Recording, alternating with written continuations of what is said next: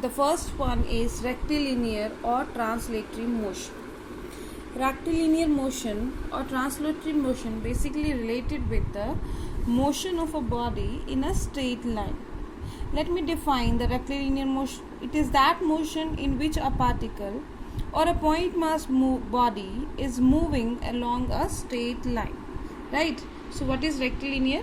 It is a motion in which a point-like body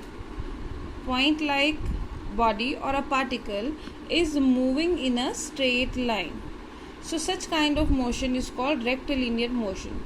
While translatory motion means when a body, here we are not talking about the point-like body, when a body which constitute many point mass bodies will move in a straight line.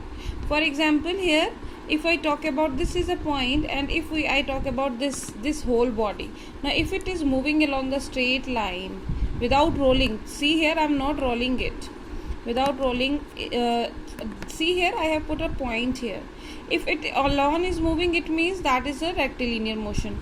But if I see this whole body to be moving along the straight line, so it is a translatory motion. So I hope the difference is clear to you. Rectilinear motion means when a point-like body is moving in a straight line is called rectilinear motion. But when whole body is moving along the straight line is called the translatory motion.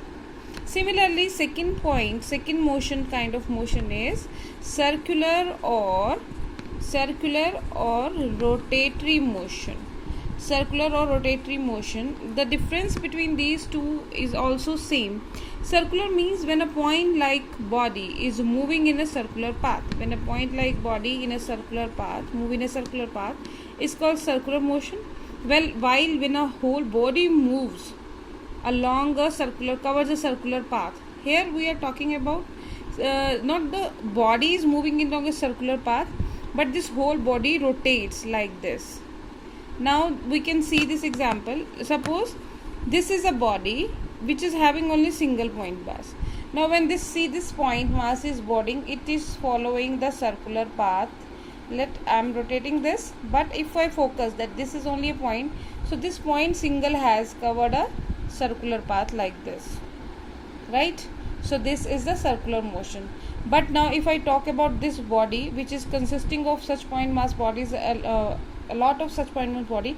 Now if all these point mass bodies collectively cover the circular motion like this, so what is becomes, it start rotating. This span is rotating actually.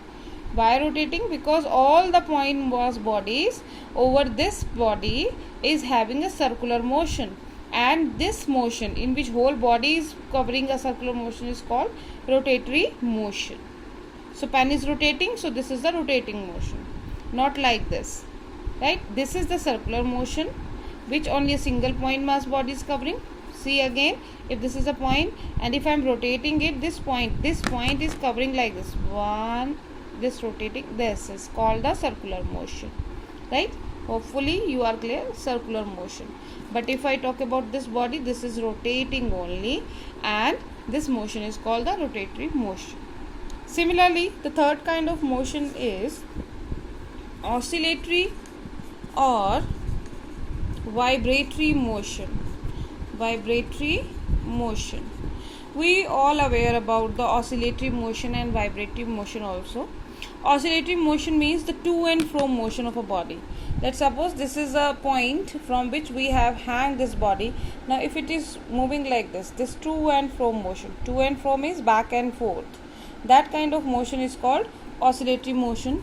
And if I want to draw it, let us consider this is the string and this is a bob just like a wall clock bob. Now if it is oscillating, so it will move across these positions. It will go there, come back, and then go again there.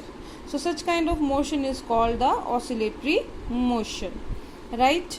And vibratory motion means you must have observed the vibrations of your phone. You have seen that if you keep your phone over the table and put it into a vibratory mode, what do you observe? The phone just vibrate like this.